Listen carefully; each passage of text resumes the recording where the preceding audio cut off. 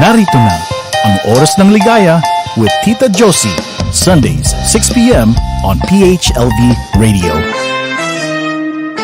And now, your host, Tita Josie.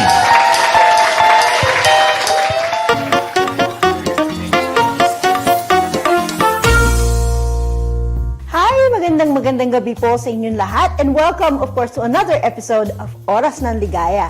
As you can see, wala po tayo sa studio, hindi rin po ako naka-zoom. We're here of course at Miss Chel Mendoza's house, and she is also one of our guests, and also we have a very special guest who's gonna be with us today, and of course magluluto po tayo since it is our Easter special. Okay. First, we would like to welcome of course our guest, Chef Coco.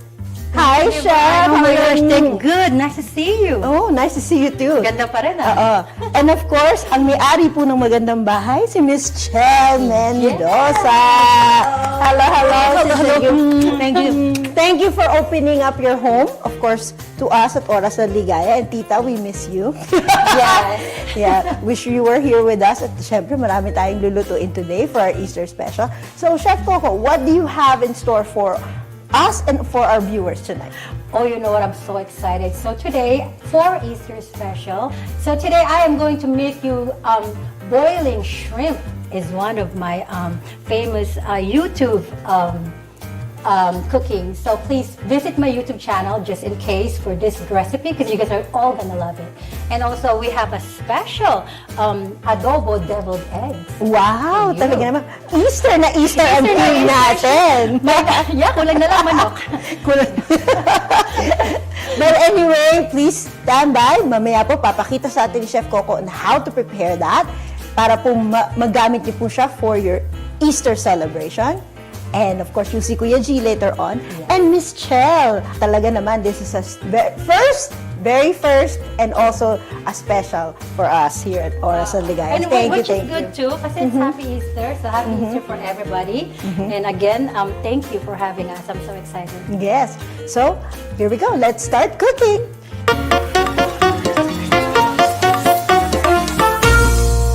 For this recipe, we will need 2 sticks of butter. This is a whole onion. So today I am using yellow onions. And we also have 3 pounds of prawns. And right over here we have 2 ounces of garlic, fresh garlic. But if you prefer powder, you could also. This one is ginger. This is 1.5 ounces of ginger. A whole lemon. 6 ounces of tomato paste. That's gonna give a lot of flavor for your boiling shrimp. And right over here, we have 3 tablespoons of white vinegar. But if you don't prefer vinegar, it's okay. You do not have to put some if you don't want to. And right here, I am going to use 9 ounces of dark beer. You can use any dark beer if you'd like.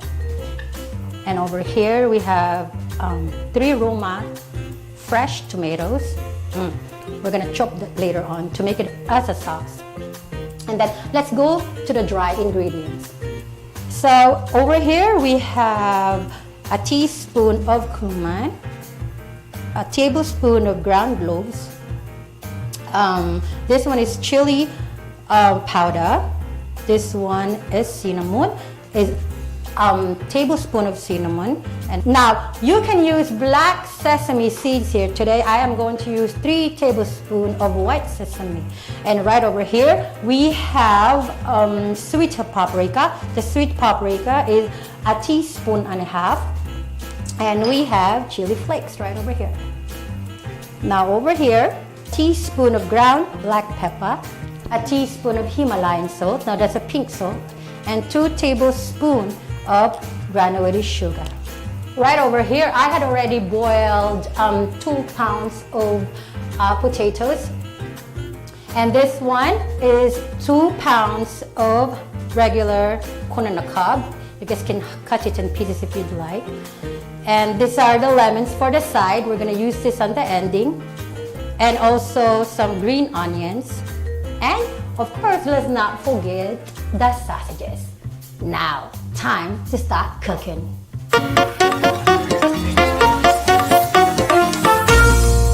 Chef, so how are we going to prepare our dish for today? Perfect, perfect. So kanina I was telling everybody that this is 3 pounds of prawns. Ngayon, try to clean your prawns kasi of course if you want to be to look good talaga yung shrimp nyo, you really have to clean it. So for me, ang ginagawa ko, I always cut the walking legs. So you can see, lagyan mo na lang yung sa gilid.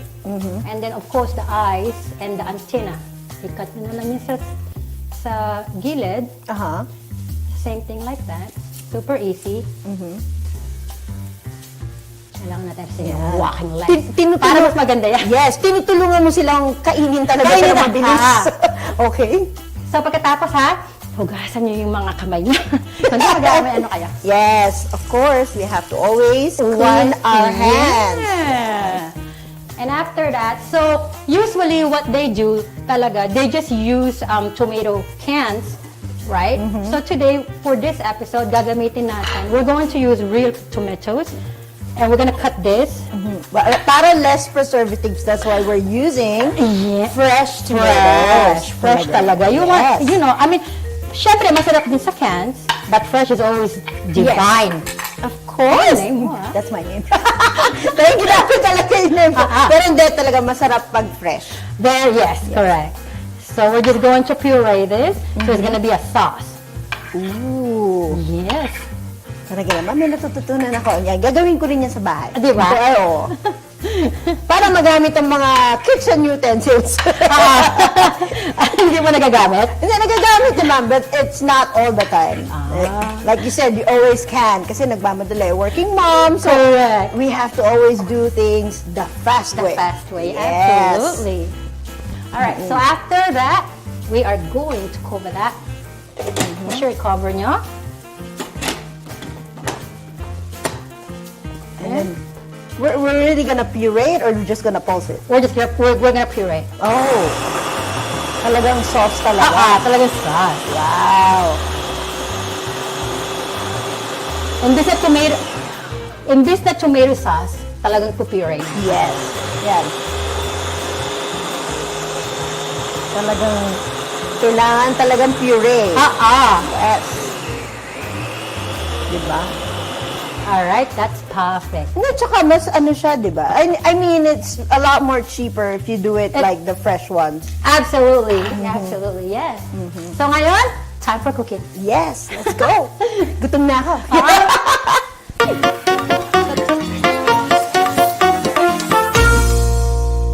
So Miss Divine, we're gonna have to put this skillet in medium-high heat. Now, usually, if you do a boiling any seafood, a lot of people do use just virgin olive oil. But this time, we are going to use butter. Why? Because butter has a lot of flavor. Yes. So that's what we're going to do. So we're just gonna let this to be heated a little bit. Yeah, and also it's Easter, kaya kailangan gamitin natin yung talagang asin masasarap. Masarap. Yes. So also in this cooking, if you guys do not want to use shrimp, you guys can also use fish, but just watch the time of how you're gonna cook fish. You can marry also seashells, lobster, anything that's shells, and then also meat if you'd like for this boiling seafood. So now we're gonna put the 2 sticks of butter. Oh, you can already hear that sizzling. Wow. That's perfect. Yeah. We're just gonna wait for that. Yan na talaga malala.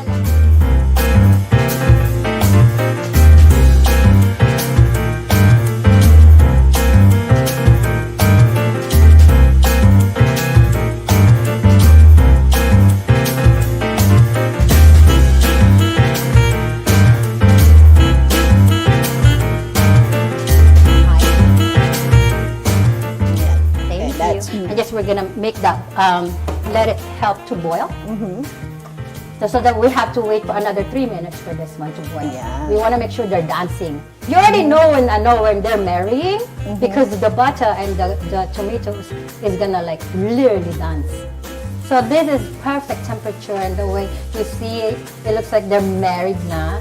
Yes. All right. So after 3 minutes, now it's time for us to add the onions. Wow. How many onions is that, Chef? So this is a whole onions, but if you want the how much. It's about Like 2 bulbs? a cup, about a cup and a half. A cup and a half. Yeah, I okay. would say around 6 onions. But can they use, alam mo naman sa Pilipinas, they like to use the red onion. Can they use that as well, or yellow onions? Yes, absolutely. The only difference with yellow onions is they're just more sweeter and more yeah. pungent, which Oh, is okay. perfect for For for Cajun. flavoring more. Yeah, because it's really really good. Then right after Okay. that, we're going to add the ginger. Uy, may ginger siya. Ah.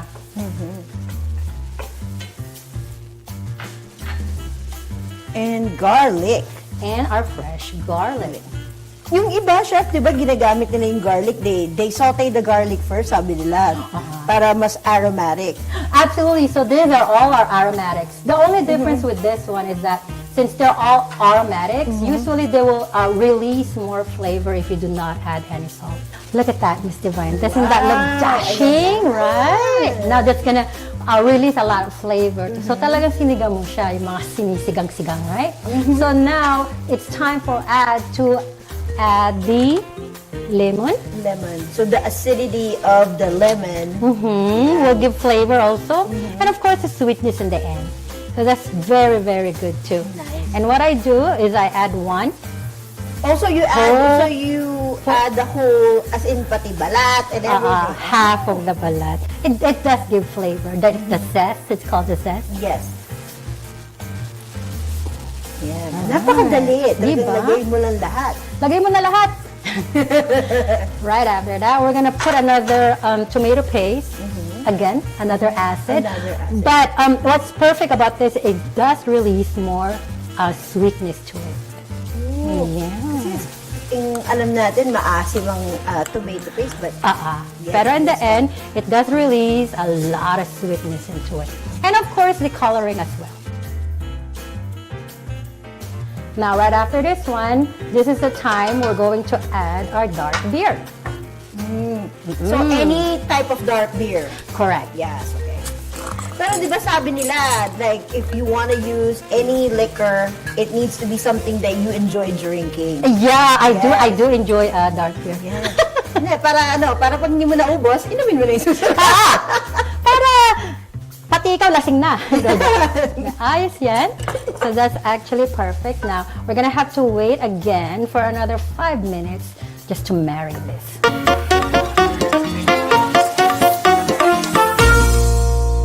Perfect. Now, Miss Divine, you can add all the dry ingredients Ayan. now. Can you There tell us go. what are the dry ingredients? So we have All of that, yeah. So earlier I had mentioned we have sesame seed, we have paprika, we have chili flakes, we have cinnamon, we have kuma, and we have chili powder. chili powder.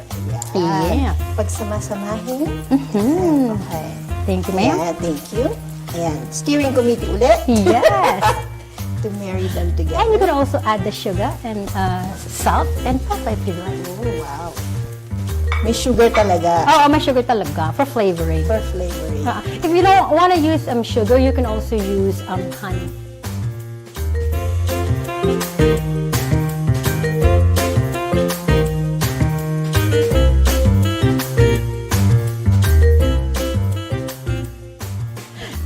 Please add the sausages.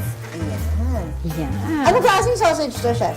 So it's just like a little bit of pepperoni. Like kalbasas or... It's a German sausage. Oh. Yeah.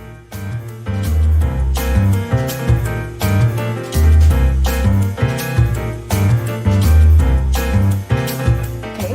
Now we can add the corn in a cob. Yes. Siya na nagluto niya. Talaga. Galing. Tatandaan ko to, Mox. Para pag, lulutuin ko sa bahay. Yan. I can take the plate. Thank you. Awesome. Yan, so we're gonna mix. Para ma-coat nung sauce yung Para makot. ating- Yes. That's gonna release a lot of flavor now. Now, corn is also gonna bring a little bit of water. So it's gonna be more sweeter. So you Yeah, gonna you read my mind. I was gonna say that. Yeah. Magtutupog ito in a few minutes. Yeah, pero kailangan i-coat lang. Kaya Yeah. pinapaikot ko siya sa sauce. Galing. Ayan. andito pa rin po tayo sa Oras ng Ligaya because this is something you are watching our Easter special. As you can see, nagluluto po tayo. Of course, again, we'd like to thank, of course, Miss Chel Mendoza for welcoming us to her beautiful home. And of course, having Chef Coco do this Cajun, ano ba tawag dito, Chef? Shrimp. Yan, Cajun Fusion. shrimp. Fusion. Yeah, Yan. so exciting. So right now, It's time to add the prawns. the prawns. Ayan. Favorite ni Tita. Diba? Ayan. Tita, you're gonna Ayan. enjoy. Yes. I know, Tita, sayang wala ka ngayon. But we'll eat for you. Ganun eh. Ayan. All right, so after mixing that, we're gonna have to wait for another at least 12 to 14 minutes, and then we will add the last, our cooked Potatoes. potatoes. All right.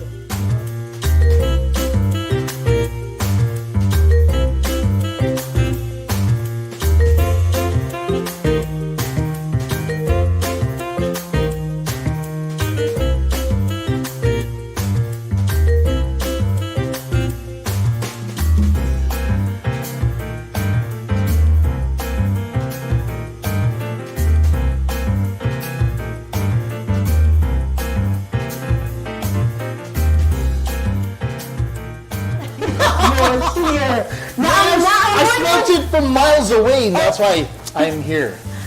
Thank you, of course, to the host of this episode. Yes. We thank you for having us at your house. Thank you Miss so Chel much. Mendoza. Yes. Okay. Ah, diba? And of course, I can smell this, like I said, miles away. Look at it. Diba? Easter na ba yung smell? Easter na ba Easter na? Yes. Ayan. Si Kuya G, gutom ka na ba? Oh yes. Ah, ayan. I-add naman natin ng, Okay, last but not the least, we add the potato. yes, and mind you, this is already cooked. Oh, okay. So So we're just gonna have to pre-cook it again for another 10 minutes, and the dish should be done. Wow. Yes. Plating na tayo, Kuya G. Diba? Just came at the right time. Yes. Well, anyways, I'm here. You know, Tita Josie, we love you. We miss you. And of course, we're gonna eat for you. But Kuya G, before we eat, can you tell all of our viewers where can they watch our episodes? All right, you can watch our episode right now on Facebook Live, YouTube, and Amazon Fire TV. Of course, we're on Spotify, iHeartRadio, Apple Podcasts, and TuneIn. The PHLBRadio.com website where you can see more than 50 shows here on PHLB Radio. And of course, download the app. It's totally for free. Dun sa Android phone nyo at saka sa Apple iOS devices, head over to your App Store, your Google Play Store, but because I like this is so good. Yeah, go to your App Store or Play Store and type in PH for Philippines, LB for Las Vegas Radio, and you'll hear what's going on. Like right now, dito sa PHLB Radio. Of course, during the times that we don't have shows, you can listen to our radio portion. And kung gusto nyo mag-request ng song, just head over to our website where you can request whatever kind of song you'd like to play. So, yes. Awesome. And yeah, but this food. I know, it's kind of like distracting you from doing your spiel. Yeah. Lalaway na ako dito. Oh my gosh, it's so good. Yeah. Looks so good. So this dish is actually done. Almost done. Almost Just done. give it another 7 minutes, and we should be ready to prep now. We're on the finishing touches of our dish before we started. After this, we're gonna be plating, so I'm gonna give the floor to Chef Coco to plate it, and then ready na tayong kumain. Yes, mga dalawa pang halo. So, all right, I'm just gonna stir this a little bit more. Talagang para manuot yung flavor. Para ng ating talagang, shrimp. it's gonna be very, very flavorful. Yun naman ang ano, but a technique also in cooking shrimps, and do not Overcook it, oversteer. don't oversteer kung hindi masisira yung itsura ng shrimp. So you just have to be very careful. Maalis yung head, you know, you don't want that. Yeah. All right, this is perfect. And what we're gonna do is, let's go back to the island so I can show you guys how I'm gonna prep this and turn this off. Yum!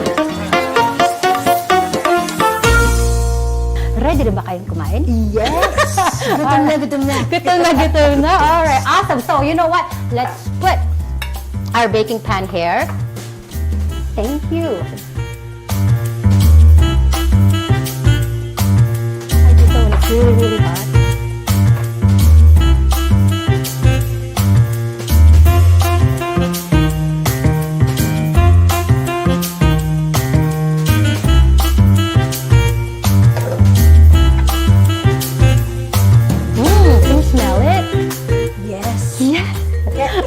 magiging speechless na kami dito sa Yes. likod eh.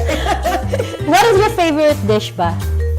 I like shrimps. I like everything that has shells. Oh. Yeah, I'm a fish person. I like Ay, you fish. are.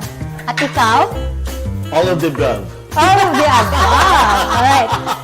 Now we're gonna have to put some more. So lagyan natin sila ng green onions.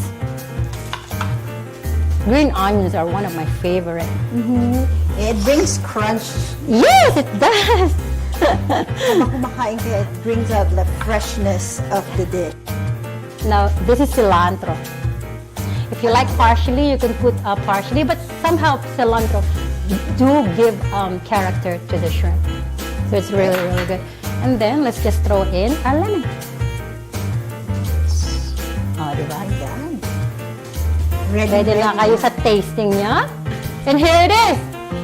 Mm. Ayan. Of course, kailangan sample muna. Sample kayo?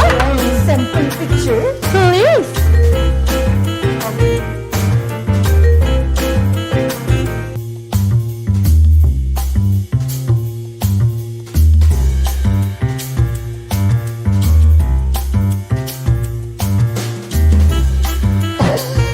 Ready to eat. Yeah, ready to eat. All right. But Chef Coco has a special surprise for all of you. Chef Coco. Yes, yes. Guess what? I made you guys chicken adobo parmesan deviled eggs with coleslaw. You guys are going to love this. Happy Easter, everyone. Happy Easter. And of course, I have to say thank you very much to the family of PHLB. Thank you, salamat, and happy Easter. Right. Okay.